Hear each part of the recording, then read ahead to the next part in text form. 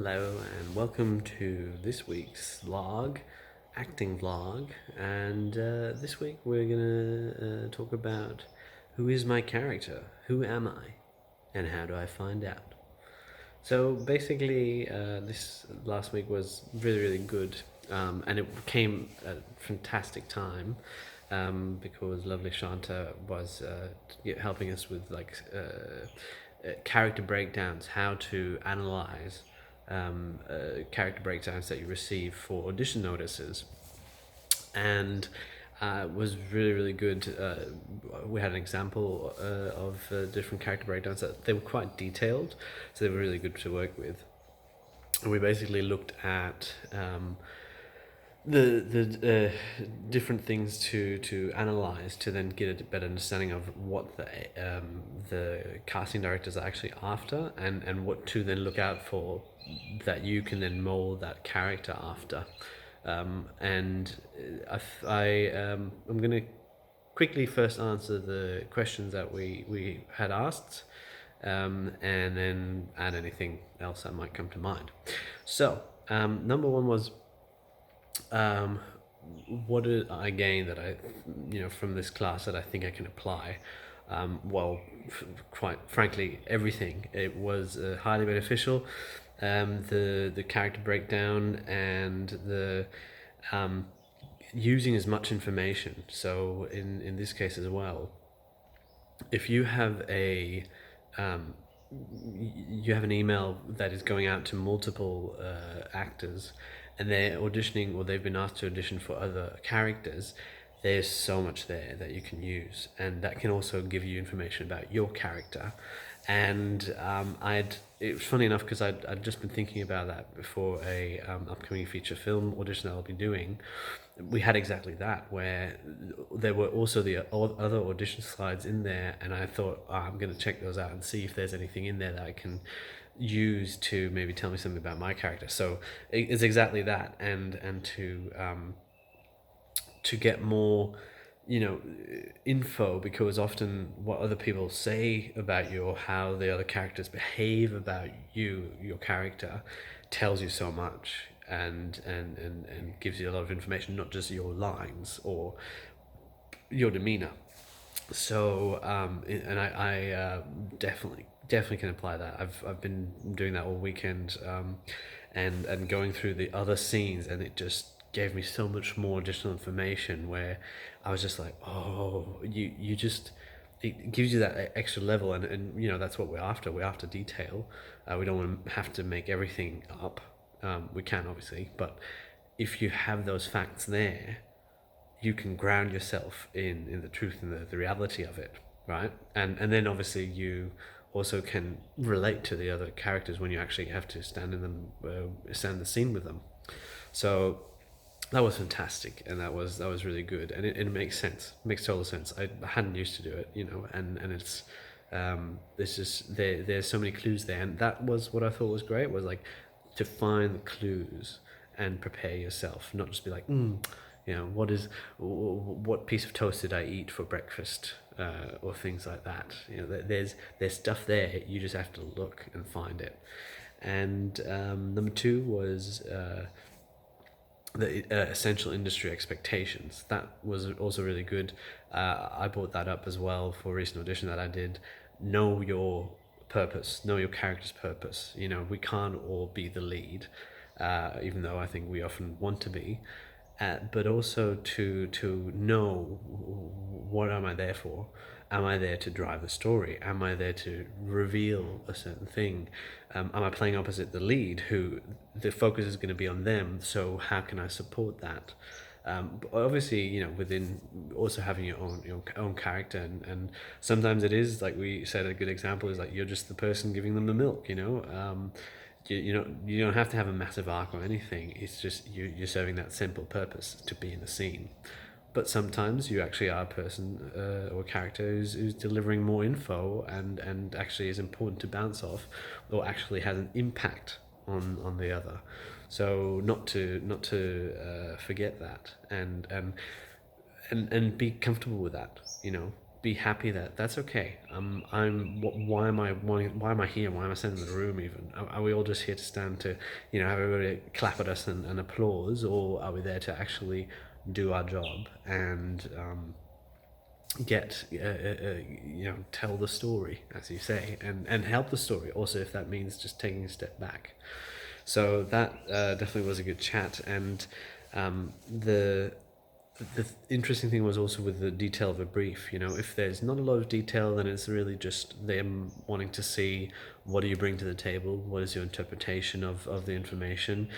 And if there's a lot of detail, or you're getting those breakdowns, and you're getting a lot of other scripts as well that you could actually tap into, then to really make use of that. Because if your interpretation just goes way off and you've just not read the basic brief, then that also obviously also shows the casting director, well, okay, even though their performance was lovely, they clearly don't get it, or their attention to detail is lacking. And so it's important to also pay attention to that. And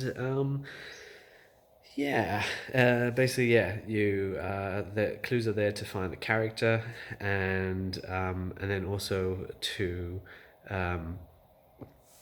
how to bring it was really good to talk about how to bring the physicality into a screen test. That's something I'm still like figuring out. And how much do you put in, how much do you take out, do you just sit in a chair?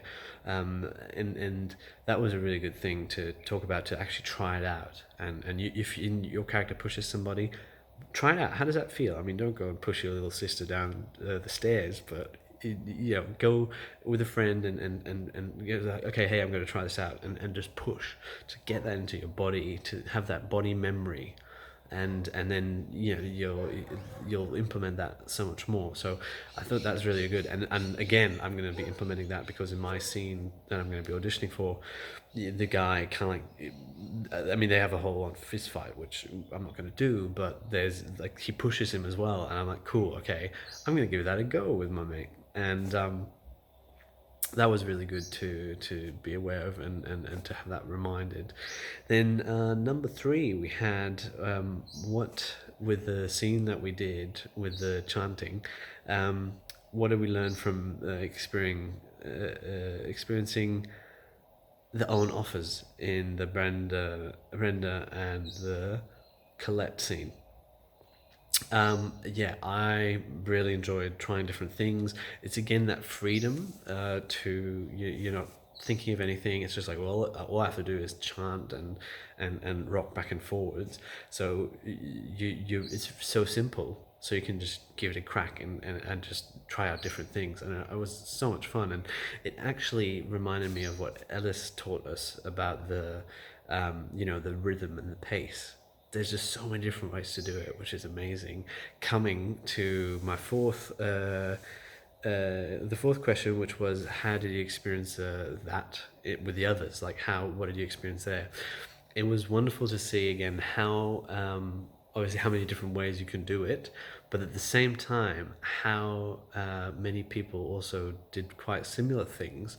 So I think that's there where we also have a set idea of how it should look, and it's a generic one. So kind of like allow yourself to open that up and just go for it, try out different things. And that idea of like, try 3 different ways, just gusking that shit. And I come back to that. It's like, you can try different ways to say something. You can also try different ways to move, and that, like, just so much more. Like, boom, you'll give yourself 3 different options always, and see how you can do that within the parameters. Coming to my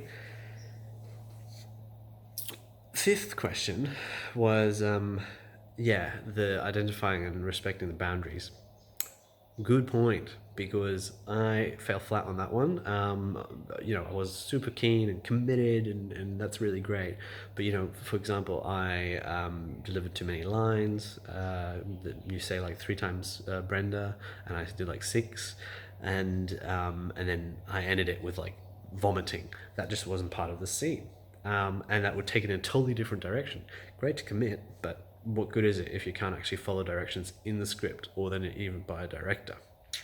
So the flag for me to learn, like it's overshooting, fair enough. Now it's about like readjusting the cogs. And but there, see, I know what happened was, I was kind of like waiting for my scene partner to deliver me the next line. So I was going like, Brenda, Brenda, and then next one, Brenda, and it didn't come. And so instead of then being comfortable with that, if they don't deliver the line, well, I'm not going to say another Brenda for them to then deliver the line. I'm just going to sit with that. And what else can I discover? I kept going. And that's where, I disregarded the direction and the script. So that's always the thing is like, yes, you're in there with your scene partner, but you can't always control what happens and you just have to deal with it. So I guess you can argue, I tried something different because that wasn't coming. You got to improvise, and I did. But ideally, obviously, you don't want that to happen. So yeah, how do you then improvise within the parameters of the script, I guess? So that is it. Yeah. In general, really, really good. I think it's always that you get the character brief and your mind goes off, and just do your research, committing to it. I remember when I had the audition, again, there's the nerves because it means something to you, and yes, obviously you want to be in a TV series, but I think to just trust that, what's my purpose? Am I delivering an Oscar speech? Probably not. Just commit and have fun with it, and for me it was as well.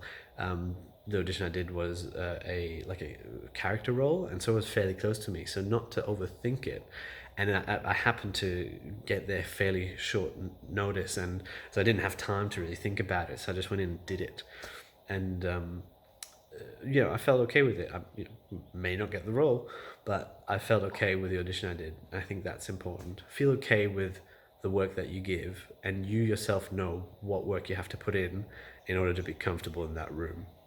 So that's my big thing that I also took away. Talk to you soon. See you next week.